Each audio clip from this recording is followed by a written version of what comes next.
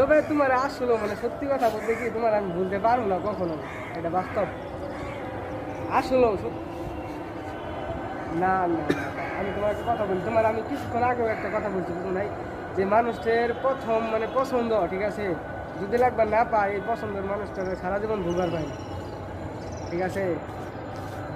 এটা তুমি কতটুকু যে বিশ্বাস করবা না করবা এটা আমি জানি না, তবে আমি বিশ্বাস করি যে তোমার আমি কোনোদিন ভুলতে পারবো না, বুঝছো, কোনোদিনই বুঝতে পারবো না, এটা সত্যি কথা। তাহলে তুমি বুঝো 4 বছর 3 বছর আগেও তোমার আমি বলছিলাম যে তোমার আমি পছন্দ করি, মাঝখানে পারলে তো আমি মনে করো যে বিয়ে শাদিও করতে পারতাম কিংবা প্রেমও করতে পারতাম, কিন্তু করি নাই, কথা বিশ্বাস করি নাই, শুধু তোমার আশায় বসে আছে, ঠিক আছে, করি নাই।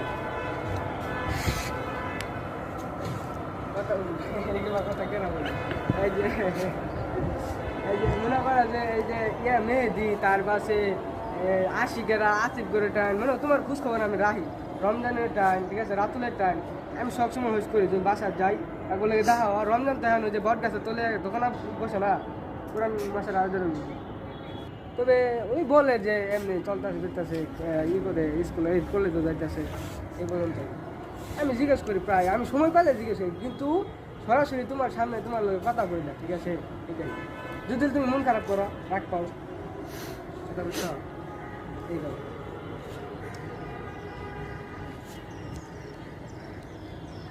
হ্যালো, তো একবারের মতো চান্স দেন যায় না আমাকে।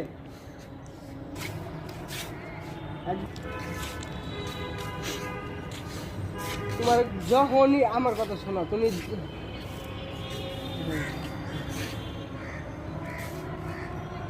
আমার কথা শোনো, তুমি যদি তুমি আমার কও যে কালকে তুমি আমার বিয়ে করবে আমি কালকে যাম বাসায়, তুমি রাজি আছো? তা তুমি আমি তোমার ফ্যামিলির লোক কথা কম, আমার গার্জেন পাঠাবো, সমস্যা নেই।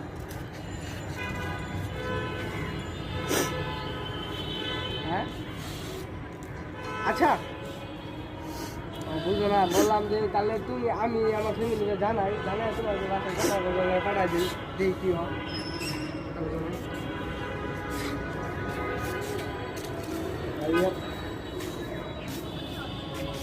पूरा पागल तुम